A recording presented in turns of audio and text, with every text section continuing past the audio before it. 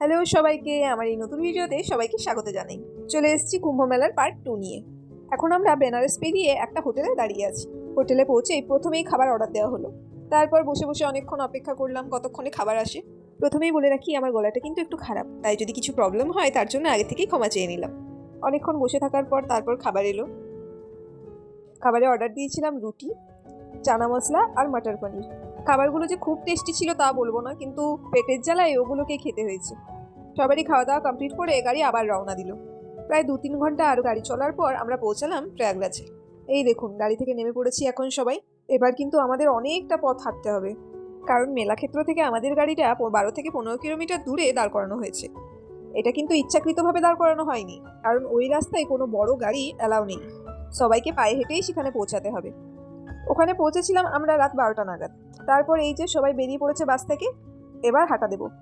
ওম নমঃ পার্বতী পতে হর হর মহাদেব। এতটা পথ কিছুতেই শেষ হতে চাইছিল না। প্রথম এনার্জি থাকলেও কিছুটা চলার পর সবাই ক্লান্ত হয়ে বসেছিল। দেখুন, রাস্তার ধারে মহাদেবের একটা বড় ডমরু সাজানো আছে। তারপর আবার কি রেস্ট নিয়ে আবার চলা শুরু করলাম। এত মানুষের একসাথে সমাগম, তাও আবার রাত 2-3টেতে।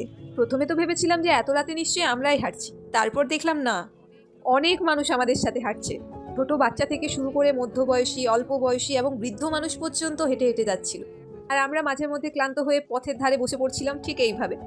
তারপর আবার মহাদেবের নাম নিয়ে হাঁটতে শুরু করছিলাম। যত আমরা সঙ্গম ক্ষেত্রের পাশে আসছিলাম তত যেন ভিড় বেড়ে চলেছে। আর এরপর থেকেই শুরু হলো সেই ভয়ানক দৃশ্যগুলো। এখনো পর্যন্ত আমরা ভাবতে পারিনি যে আমাদের সাথে কি ঘটতে চলেছে বা আমরা কি ঘটনা দেখতে চলেছি। মনে আনন্দ, ফুর্তি ও ভক্তি নিয়ে আমরা এগিয়ে চলেছিলাম। লাইফ যে মানুষকে কখন কি এক্সপিরিয়েন্স করায় সেটা আমি এখানে না গেলে হয়তো বুঝতে পারতাম না। যাই হোক, কি হয়েছিল আগে ভিডিওতে তোমরা দেখতেই পাবে। এখন আমরা আপাতত হেঁটেই চলেছি।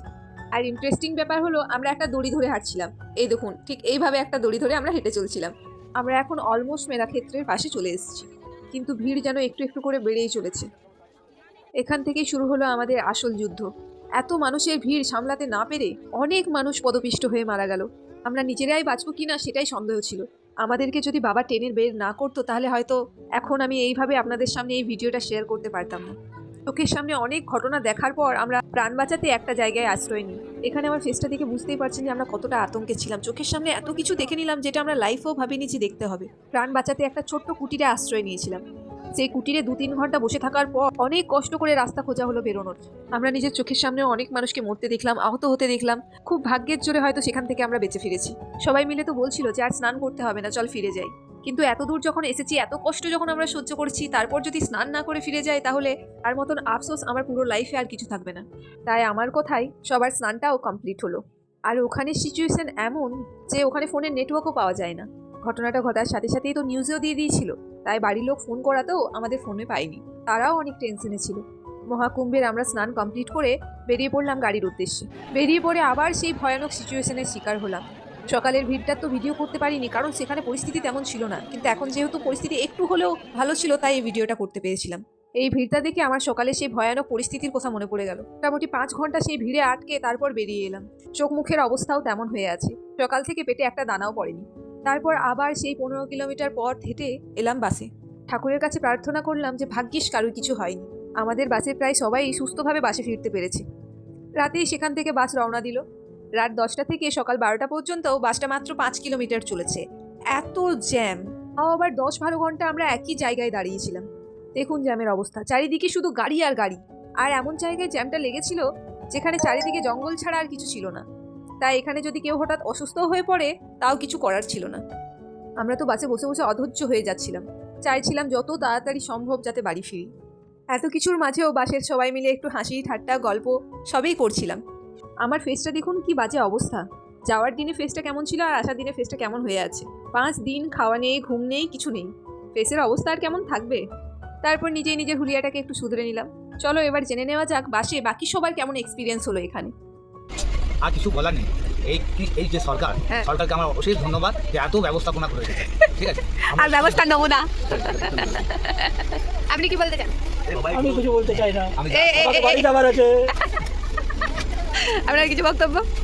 আমাদের বক্তব্য আর বলার কিছু নয়, যেটা আমরা অনুভব করেছি 3 জন্মও ভুলব না।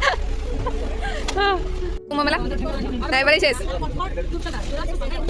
না একবার চলে আসবে। নানা ঘুমাচ্ছে। তোমার কি বক্তব্য? আবার কুম্ভ মেলা আসবে?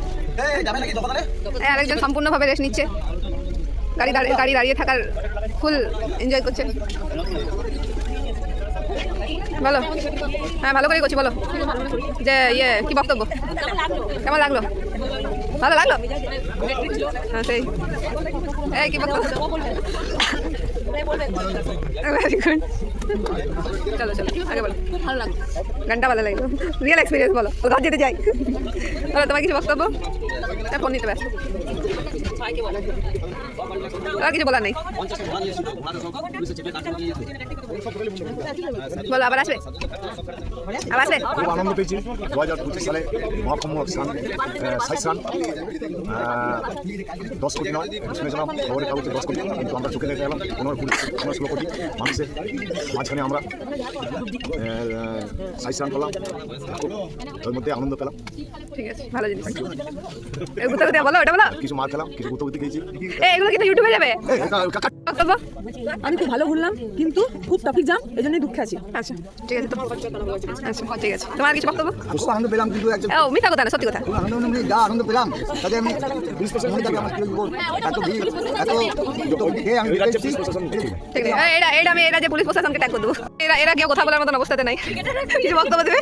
যাদের কাছে চিড়ে মুড়ি যা আছে সব অল্প পুরো খেয়ে না, যা রান্নার অবস্থা আছে মানে দুটো আরেকটা তিনটে হতো। কুম্ভ মেলা, হ্যাঁ। কুম্ভ মেলা এলাম আমরা দেখতে, খুব সুন্দর দেখলাম, আর দেখার পর অনেক কিছু শিখলাম। যেমন যেমন পুলিশ প্রশাসন ঠিক ছিল না নয়, এটা বলা ভুল, কিন্তু সরকার যেটা ভেবেছিল যে 100 কোটি মানুষের সমাবেশের জায়গা বিশেষ করেছিল যোগী সরকার, যোগী রাজ্যে, তো তার থেকে দ্বিগুণ বেড়ে গেছে, 9 কোটি 10 কোটি লোক হয়েছে, খবরের মাধ্যমে শোনা যাচ্ছে, সেই জন্যই এরকম ঘোরাঘুরি হয়েছে। আর কি বলবো, তবে হ্যাঁ পরবর্তীকালে বলছি যে দিনগুলো আছে দয়া করে বলছি না আসাটাই দরকার, সব থেকে বেটার জিনিস, সব সময় এসে স্নান করে যাবে, আর সব থেকে বেশি বয়স্ক লোক আর বাচ্চাদের না আসাই দরকার। প্রচুর পরিমাণে অবস্থা খারাপ সব মানুষের, যেমন আমি 8টা গোটা ছেলে, তাও ওখানে শরীরে সোনার দাম নাই, হ্যাঁ, আর এসে গেলাম, খুব ভালো লাগলো, 140 বছর পর একটা হয়েছে। এই একটা দিদি উঠছে আমাদের ব্যাগ নিয়ে, এই যখন তখন ঘুরে যাচ্ছে। আসলে এই মুহূর্তে আমরা আবার জ্যামে ফেসেছিলাম। 29 তারিখ রাতে গাড়ি ছাড়া হয়েছে, আর এখন হচ্ছে 31 তারিখ, এখনো পর্যন্ত আমরা বাড়ি পৌঁছাইনি। আজকে পৌঁছাবো কিনা সেটাও সন্দেহ ছিল, তাই সবারই অবস্থা খুবই খারাপ হয়েছিল। তো কিছুর মাঝেও আমরা নিজেদেরকে ব্যস্ত রাখার চেষ্টা করছিলাম, একটু গান বাজনা হলো, একটু হাসি ঠাট্টা ফুর্তি, সবাই মিলে একটু আনন্দ করলাম, একটু ডান্স করলাম। এই দেখুন আমাদের স্পেশাল ডান্সার।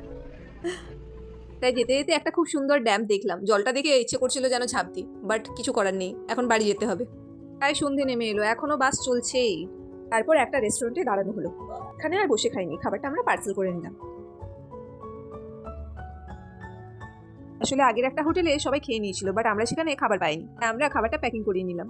আর এরা সবাই এখানে চা খেলো, সেটাই এরা বলছে যে এখানে চাটা খুব সুন্দর, সবাই এসে এখানে চা খাবে। বাট মজার বিষয় হচ্ছে এখানে কারোর হাতেই চায়ের কাপ নেই, সবাই আগে খেয়ে ফেলে দিয়েছে। তারপর আবার কিছুটা চড়ার পর অ্যাট লাস্ট বাড়ি ফিরলাম, সবাইকে টাটা করে নেমে পড়লাম বাস থেকে। এই জার্নিটা খুব হেক্টিক হলেও বাসের সবারই সাথে খুবই আনন্দ করেছি, ফুর্তি মজা হাসি ঠাট্টা সব করেছি, তাই সবাইকে খুব মিস করব। এতটা জার্নি, এতটা পথ, এত এক্সপিরিয়েন্স করার পর এবার আমার চোখ চাইছিল ঘুম, শান্তির ঘুম। আজকের জন্য এতটাই, দেখা হচ্ছে পরের ভিডিওতে, টাটা।